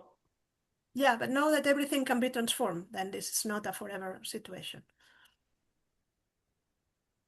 I mean, we don't have That's the good to space know. right here, right now, but everything can be transformed. Yeah, no, thank you. I appreciate your information. That's good. Good information. Thank you, Chris. Awesome. Thank you, Kristen. Thank you. So there's a question from Tina in the chat, and she said, is there any advice on what I'm doing to heal the lump on my arm? Should I continue on doing what I'm doing? So of course, I'm going to just do the disclaimer again. Neither Judith or I are medical practitioners. We are only talking about energy healing and energy work and akashic records. Of course, continue to see your medical practitioner for consultation and advice, etc. But we'll just give you what comes up. Yeah, Tina, what I received without asking the question is that it should be removed. Then now I can ask the question exactly as you ask, like if you are in the right path or not. But let me see how you ask the question. Can you repeat the question, Is Shefali? there any advice on what I'm doing to heal the lump on my arm? Should I continue on doing what I am doing? No, they say no. No, you should not continue doing what you are doing. It's kind of not enough. And I don't know why. They are not telling me the reason, but I still hear it should be removed. Then they are not entering in the details. If you have any following question, or if you can be on the on the unmute yourself and talk directly. It's complicated enough to talk about, like I'm here. talk through a chat. It's even like, Right. Um, does I'm it just, make sense what you receive? I guess, I guess I have fear about it being removed and making it spread further. No, they say it's the opposite. Like Okay. now the body contains it for it to be removed. It's the body that is holding it in a concrete space for protection. Then it has to be done properly. Right. I But mean, I can tell that there's definitely something keeping it in the spot, in the same spot, but okay. it's kind of what you are doing is not going to give you the result. Okay. And fear is not a good companion. Now I know. You But have to what the accept. thing was, what put me in fear was I need a different doctor because the doctor I went to told me if I didn't have it removed, I would die. And Well, they are not that's saying like, that, but for sure they are saying you should remove it because it's like to having a nuclear bomb that it's right, there. Someone can press the button, then it's there. Yeah, nothing happens. No, we're not going to use it. Nothing is going to happen. But why you want to have that right, in the right. system, then that's more. I understand that part. I just think I need to go to a different doctor, one that doesn't want to put me in fear. I totally agree. And within the Akashic Records, we have a prayer to release outside influences that is useful for you and for everyone that is listening. You can change the prayer. What the prayer says at the end is, if this is not mine, I send it to you and you recycle this energy because they can recycle energy. You can send it to the light, you can send it to Mother Earth, you can whatever. But when you receive something that it's not good and it's not for your soul growth, you can release it. You don't have to carry with this. Then it's important also to know that they support the change of doctor. They say yes, yes, yes. But at the same time, taking care of yourself may mean to do something about it. And the prayer to release outside influences is what I'm experiencing is not mine. May God have His shield around me, and I release whatever it may be to God. If you don't like the word God, you say, may the universe, or may source, or may spirit, whatever you want to say. But again, it's not about the words, it's about the intention behind the words. Give it to the light, give it to the universe, and ask for this energy to be released because it's unnecessary to have this pressure. And it's not only doctors that say these things, it's you put the TV and you have a lot of external influences. Yeah, my sister, my family and everything, everybody's trying to bear me into doing something different. So, okay. Yeah, but do it when you feel ready. Do it because Right. not because it's told to you. Right. Yeah, exactly. I will make it the choice for me. Yeah. Thank you. Thank you. Awesome. Thank you, Tina. All right, one more question. We're going to go to Pippa. She has a question in the chat. She says, I have been practicing more self-love and self-care recently, and relationships have left my life, and I'm happy on my own. Yet, I want to start growing new relationships with the community and start my healing center. Will it happen? Well, it is like 4 questions in one. What is the name of the person? Pippa. Pippa. Mhm. Pippa, are you there? Is it possible for you to unmute or? Yes, I'm here. Okay. Awesome. Then do you want to ask about the center or do you want to ask about your relationships or what? Oh, Tell me one question, Pick please. one question, Pippa. Pick one question. okay. Is it going to happen, this healing center or this community center that I'm hoping? I bought the property. It's gonna happen, but it's gonna look a little bit different than you imagine. And you're still debating, and you said it in your own words, community center, healing center, retreat center, then you have to allow it to be born in whatever way it wants. Then you are the custodian of this space, but Yeah. this space has its own energy.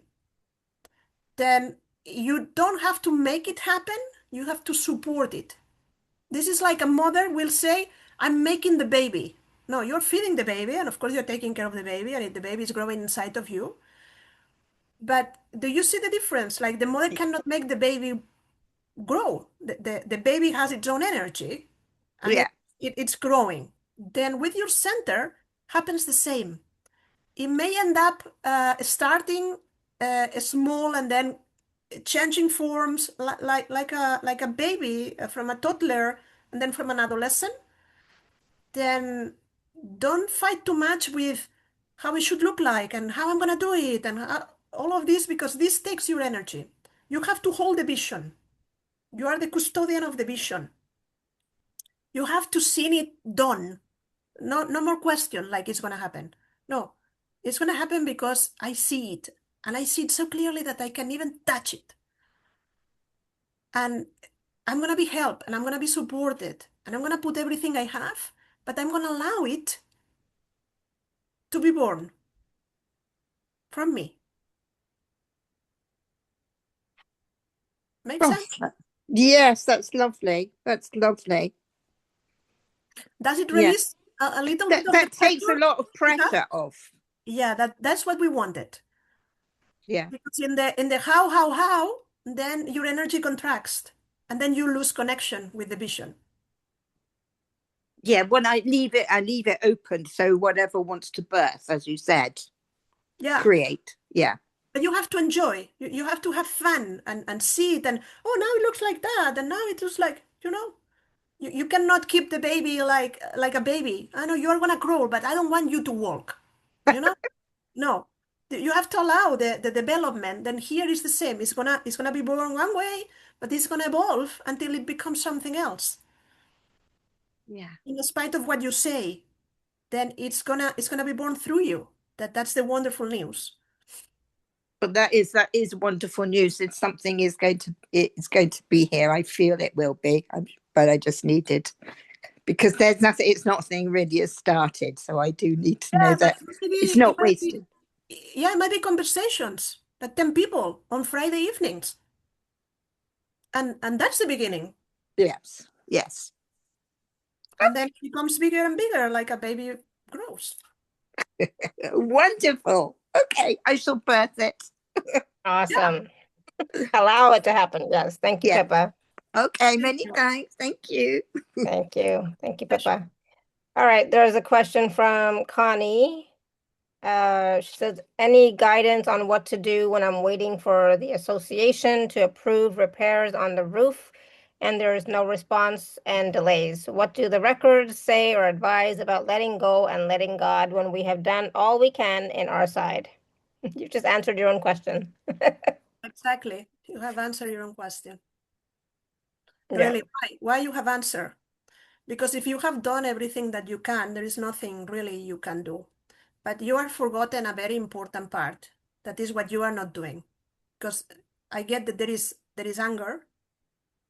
Of course, there is frustration. There is you're uncomfortable, and you don't feel seen. You don't feel heard. Then all of these things depend on you, like constant releasing. And the same we were telling to Pippa, it applies here also. Why? Because you have to see it resolved. You're only focusing your energy in it's not working. Then I have a problem, I have a challenge, that the energy adds to the challenge. Then you have to use the other kind of energy that I don't know how, but these people are going to resolve it. I have done everything, then I release. If I have to do anything else, please let me know. If there is any other paper I have to send, let me know. But I put it in your hands. And in your hands is, again, source, spirit, divine, God, universe, whatever you believe in, or my higher power. But you have to really trust. You cannot say it. You have to embody this trust and say, this is going to be resolved, not because I need it, I want it, I have done it, this is unfair. No. Like, you have, still in this challenge, you have to act from a place of love, but starting for love for yourself. You have a problem, you cannot abandon yourself and feel bad about it. You have to be there and say, okay, this is a challenge. I don't know how, but it needs to be resolved. And trust. Mhm. And imagine, use all your power to see how this can be resolved. Awesome. Then, Hopefully that makes sense for you, Connie. yeah. Awesome. And then the one last question from Asha. And she says, can I ask a question from me? Will things improve in my job with me growing into a different section? They say, do you want it strongly enough? There is a problem in the they don't like the word problem. There is no problem. She said yes. There is a lack of desire. You are asking from a place of not believing that it can be true. It's a little bit like the problem with the roof. Like not believing it can be resolved, even though you are doing your best to resolve it. Then here is the same. You know you deserve it, and you know it can be possible, but there is a part of you that still don't feel connected with the idea 100% that this opportunity can be yours. And remember that you are part of the creation. Then don't get attached to that this is the only solution, but if this is what you want the most, you have to look at the question that you ask from a place of excitement, from a place of that really transformed my life, and it will be like something amazing, and I want to be in that department, and but not from a place of would I be able to have it? Because then it's like leaving the co-creation in the hands of whoever. Then it's not that the universe doesn't know you and doesn't know what you deserve, but the universe responds to the burning desire that you have for something, and then start moving the things to say, okay, Asha wants to go there. Let's put all the energy into that. And you may want to manifest that move from one department to another, or even something better. But do you, if you can unmute, do you understand what we are saying? The part that depends on you? I do. I just don't want to put too much emphasis on it because I'm just trying to let it just be, put the desire out there and let it go. But that's all I've done. I've not focused on it too much. Yeah, that's really connects with the topic of today. Another of the ways we abandon ourselves is postponing. Until I'm ready, until the circumstances align, until I have the money, the partner, the situation, the whatever it is, then we stop desiring because we are more afraid of the disappointment that what if doesn't happen than the excitement for what we really want. And this is a subtle form of self-abandoning. We are not saying, we are not speaking only for you, Asha, we're speaking for the whole people here. But it's a subtle way of abandoning yourselves because you cannot believe enough in yourself that if it's not that, it can be something even better for really putting everything you have. Then if it's important, it deserves your attention and your intention and everything you have. If it's not important, then who cares? Why you even try to do something about it? Then this half trying, when someone says something and the answer of many people is, I'll try, doesn't move energy, I'll try. Like you want it or you don't want it? That's the first question you have to ask yourself. I definitely want it, but I'm open to whatever possibility. I don't want to constrain what I want into one specific thing. So I'm open to that or something better and just letting, what that procreation happen. We totally support that. Is that or something better? Because if you just want one thing and this for whatever reason it's not even good for you, or it's not the way the universe can really give you what you want, then you are limiting possibilities. It may come in a totally different form. Then you have to allow the universe to surprise you as well. But what we are talking is about something different, Asha. It is the idea of not putting enough of me, not being clear on what I want. You may say I want it, but I want it doesn't really move energy, as we were saying. It's not strong enough to show the universe that this is true. Show the universe is, and it not be only for Asha. Imagine that someone mentioned about establishing new relationships. I don't remember who it was, but they do. And in that case, the process is the same. You get up in the morning and you think about that. This is the day I'm going to meet someone new and I'm going to establish new friendships and things are going to change.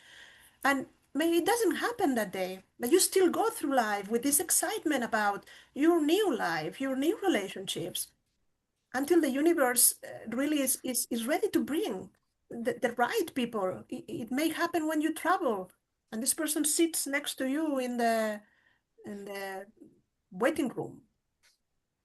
Then it's life has to be taken as an adventure, and it's not so much focus, as Sasha was saying, in oh, I want this, I want this, I want this. What we are trying to say is, if really something is important for you, put everything you have and more in there, and let it open, but demonstrate that you want it. Because thinking about it and doing nothing is self-abandonment.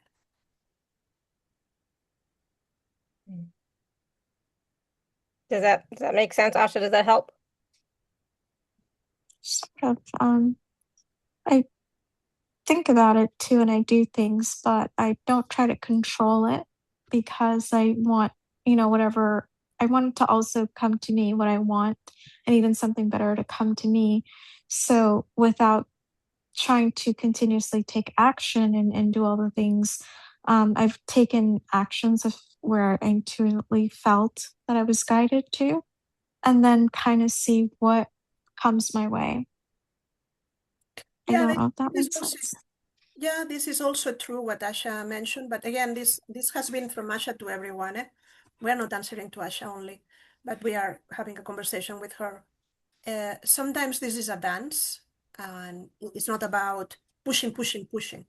Once you have placed the order, if your desire is still alive in your heart, things will happen. Then it's not about because you repeat it more that you are going to get it faster. That's not how the process works. Then what Asha was mentioning is true. I do it, and then I stop, and then I see, and things evolve. It's about wanting, doing some sort of action, and then letting it go to the universe to bring it to you. Letting go of the attachment that it has to happen exactly in the way I want. Yeah. Yes. Because yes. it's like sometimes we say, I want money, but what you want is what is behind the money. You want the freedom, you want the stability. Then you have to be very clear. When you ask something, go deep into what is your desire. Why you are asking, because then the only way to keep the desire alive is to have clarity exactly on what you want. Am I aligned, Judith, with what the way that I'm approaching that goal? You have total clarity on the process, as they say, but I'm going to repeat what they said at the beginning of your answer, that there is still, I don't totally believe that it can be mine. There is doubt in the middle.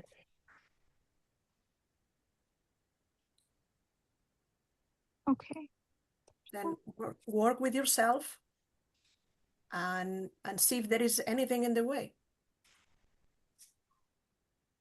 Like if this will happen tomorrow someone comes and say, okay, it's yours. How is it gonna feel? I'd be really excited. Very excited. Then you have to live in this excitement. Yeah. I think that's what was missing at the beginning, with that excitement. Just be joyous, like it's already happened or something greater has happened, and just have. Okay. But again, it's not only for Asha, it's for everyone, but it's an answer to you, Asha. It's self-protection. Yeah. In case it doesn't come yet, like let me detach. There is a detachment of, as Shefali was saying, like I place the order and then I let it go. Like who orders a pizza? You don't spend the 30 minutes like the pizza comes to you thinking what is going to happen, the pizza is going to come, it's not going to come, it's going to find my, no, you just place the order and you forget it. I mean, you're very hungry, but you forget it. But there is another detachment of protection that says, oh, I'm not going to put everything I have because just in case. And humans tend to do that. Right? Mm-hmm. Okay, that makes sense. Yeah, that's what we were trying to convey all the time. But finally, Yeah, thank you. big life there. No, thank you, because through your question, you allow us to share all of this material with others that we believe it was important. Yeah, thank you, Thank you, Asha. Judith. Thank you, Shefali. Thank you. Awesome. Thank you. Thank you. All right. Wow. Great questions, everyone. Loved it. And so this gave you a little taste of how you would work with Judith, right? And in a 30-minute session, of course, we couldn't go deep here or go too personal because we are, live kind of thing when lots of people, etc.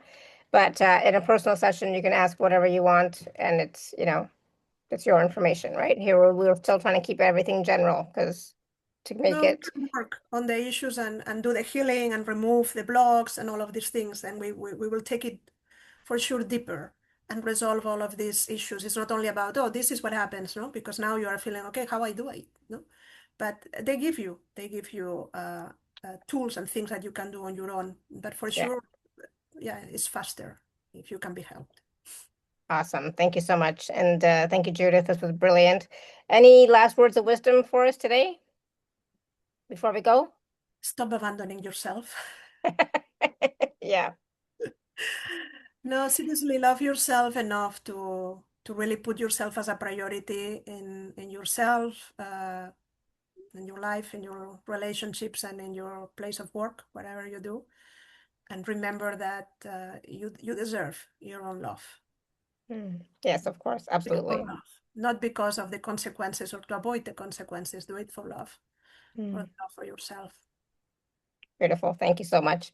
So everyone, please definitely take a look at the special offer page. Again, it's a 30-minute personal session with Judith, $99, I think, and you will get a recording because I tend to not remember anything. So I always have to go back and watch and listen, right? So definitely take advantage of this offer with Judith to get some clarity, to get some healing, to change what is happening in your life now, right? So we are still focused on the present moment, not past lives or anything, but how all that affects you now, right? Because it is about you here and now, right? So can be really helpful for you. So definitely take advantage of that. I will have the recordings out a little bit later today, so you can go back and watch and listen because there was so much wisdom and information here for all of us. And like Judith says, stop abandoning yourself, make yourself a priority, love yourself, right? Yeah. Thank you, Judith. And so we'll be back tomorrow, 10 a.m. Eastern. So I hope to see you then. But thank you for all your questions, comments, feedback. Thank you, Judith, for another brilliant call. And again, I love this topic as well about abandoning yourself. So stop abandoning, right? Because it doesn't help anybody, right? Nope. So Lots of love to everyone, and thank you, Shefali, for the opportunity once more. It has been an honor, and it's so fun to be here. Thank you so much, Judith. Thank you. And feel better soon. So hopefully you'll feel better soon. So and thank you, everybody. We'll see you tomorrow morning, 10 a.m. Eastern. So until next time, may you continue to be blessed with an abundance of joy, peace, love, happiness, prosperity, and radiant health. Sending you all so much love and blessings. Bye for now. Thank you, everyone. Bye. See you soon. See you soon. Bye, everyone.